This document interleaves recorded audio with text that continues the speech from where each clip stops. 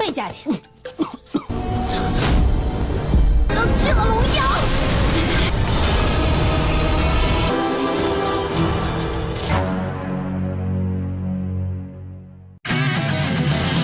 Halo guys, kembali lagi bersama Mimin di channel Nah Series. Bagaimana kabar kalian hari ini? Semoga masih pada sehat semua ya.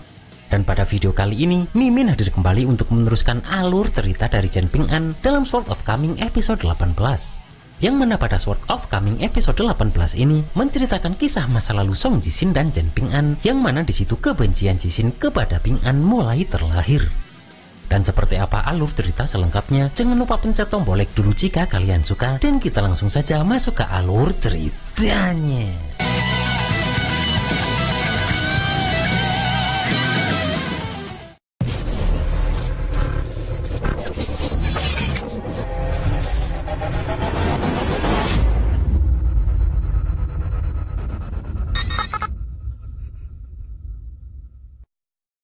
Di sini pun terlihat Song Jixin kecil saat itu sedang bermain di hutan bersama 3 temannya. Dan mereka pun melihat ada cahaya yang muncul di tengah sungai. Terlihat mereka bertanya kepada Song Jixin tempat mereka ini bisa terkenal karena apa. Di sini pun para bocil ini terpana melihat cahaya yang muncul tersebut. Akan tetapi mereka sadar jika di balik semak-semak ada yang mengintai.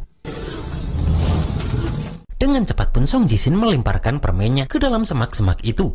Akan tetapi, sesuatu di balik semak-semak itu tak kunjung muncul.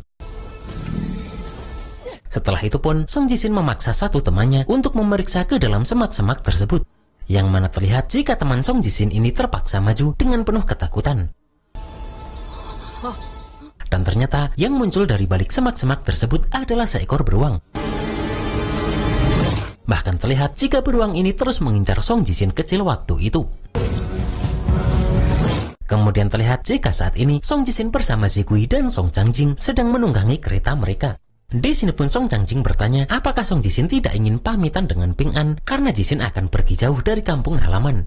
Namun Jixin berkata Ping'an bisa bertahan hidup atau tidak juga belum diketahui. Dan Jixin akan sangat jijik jika ternyata dirinya hanya menemukan mayat Ping'an. Apalagi Ping'an tidak punya ayah atau ibu, yang mana ujung-ujungnya Jixin yang akan mengurus pemakaman Ping'an karena dia adalah tetangga terdekat Ping'an. Di sini pun Song Jixin bertanya, apakah Chen Ping'an benar-benar cuma seorang Chen Ping'an saja? Song Changjing pun mengatakan, jika pemerintah sudah menyelidiki keluarga Ping'an hingga 18 generasi ke atas dan tidak ada masalah apapun, maka dari itu Changjing meminta Jixin santai saja karena sudah dipastikan jika Chen Ping'an hanya seorang Chen Ping'an saja. Jixin pun bertanya kembali, apakah 18 generasi sebelum itu tidak ada satupun yang jadi orang hebat? Mendengar itu Changjing merasa jika Jixin ini berharap Ping'an punya latar belakang yang istimewa. Namun Jixin hanya berkata, jika Ping'an beda dari orang biasa, Jixin akan merasa lebih baik. Di sini Song Changjing bertanya, Ping'an sebenarnya menyakiti Jixin bagaimana sampai Song Jixin begitu terobsesi.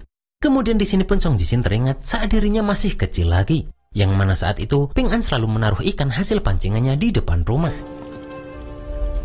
Jixin yang melihat itu pun meminta Ping'an mengajaknya saat Ping'an mencari makan ke gunung dan sungai, dan Jixin akan membayar itu menggunakan uang receh. Akan tetapi Ping'an hanya menjawab jika Jixin tidak perlu membayar. Mendengar jawaban Ping'an saat itu pun, Song Jixin malah menjadi kesal dibuatnya. Song Jixin pun merasa jika Ping'an ini miskin sekali, bahkan rumahnya jelek dan angin masuk dari semua arah. Dan juga sepanjang tahun dia tidak pernah makan satu tusuk pun permen gula. Namun Song Jixin heran karena Ping'an masih bisa tertawa bahagia. Setelah itu pun Song Jixin masuk ke dalam rumahnya dengan terus dikawal oleh pengawal yang sudah disiapkan Song Changjing. Namun Song Changjing sadar jika ada satu orang yang mencurigakan dari pengawal itu. Sementara Ping'an yang sudah tersadar pun melihat Ning Yao yang sedang bermeditasi di depan kamarnya. Ping'an pun langsung menghampiri Ning Yao dan berniat mengembalikan pisau giok Ning Yao.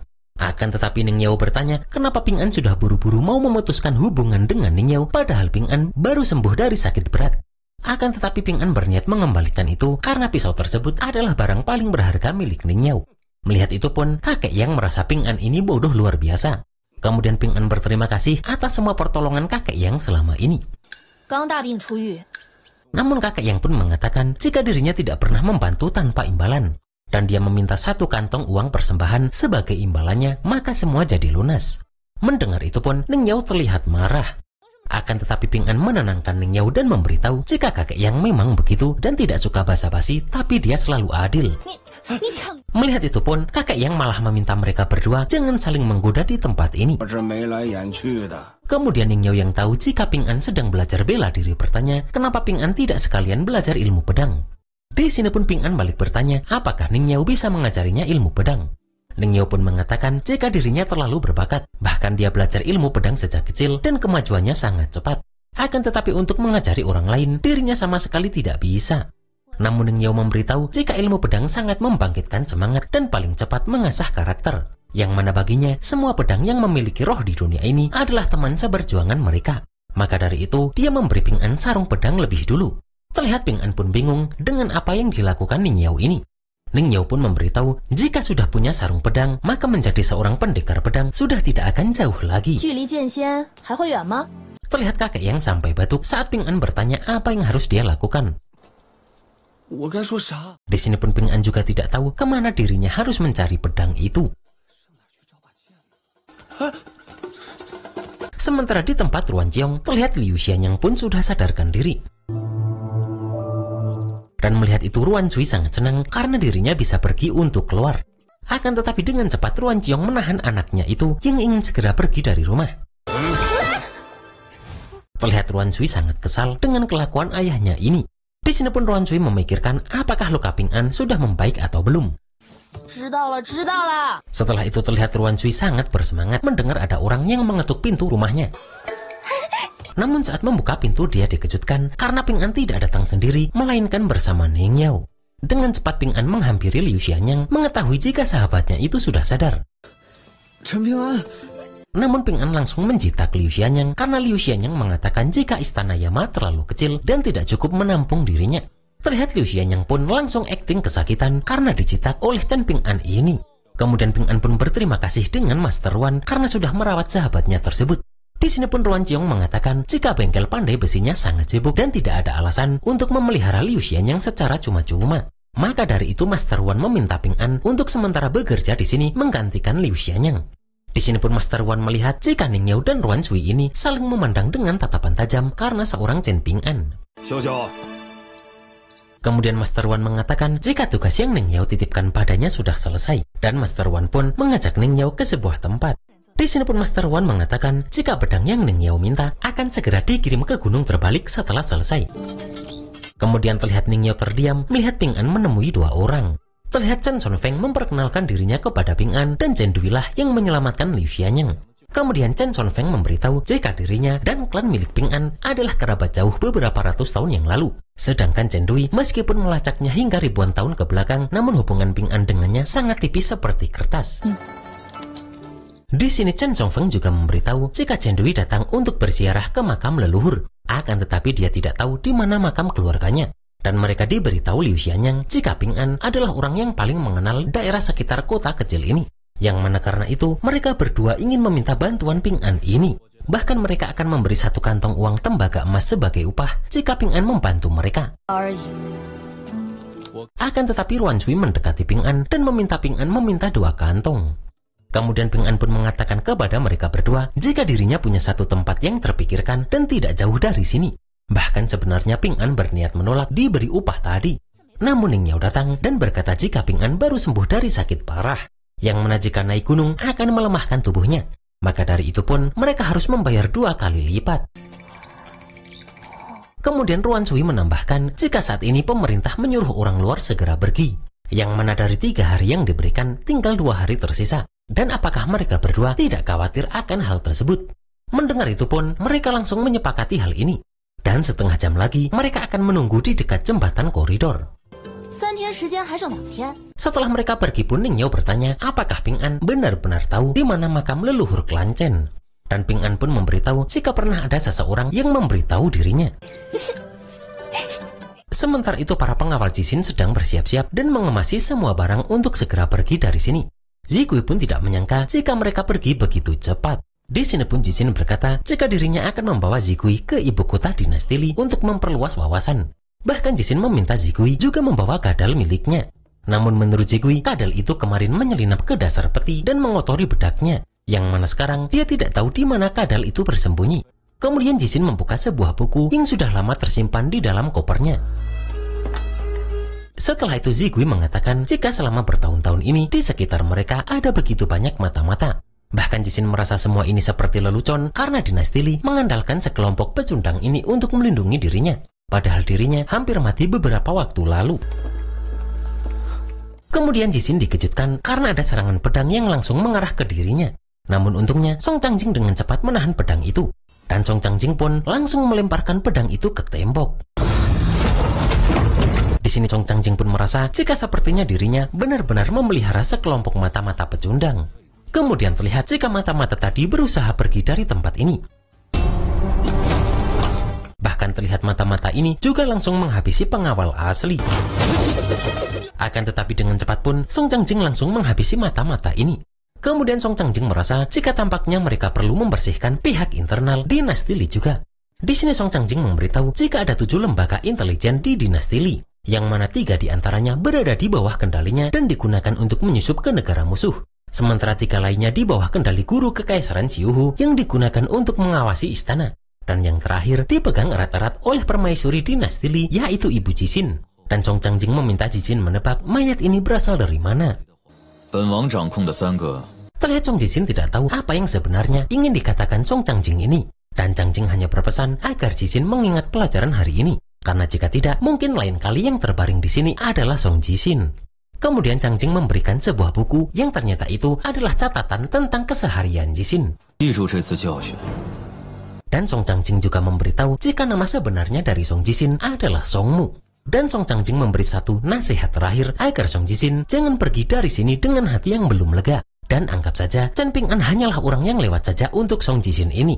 Karena jika tidak bisa melupakan Ping'an, maka Song Jixin bisa membuat sebuah lubang iblis yang tak berdasar. Dan pada saat itu, bahkan Ping'an tidak layak untuk dibunuh.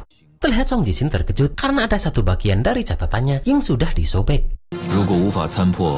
Kemudian Jixin teringat saat dulu dirinya lari untuk menyelamatkan diri dari amukan beruang tadi.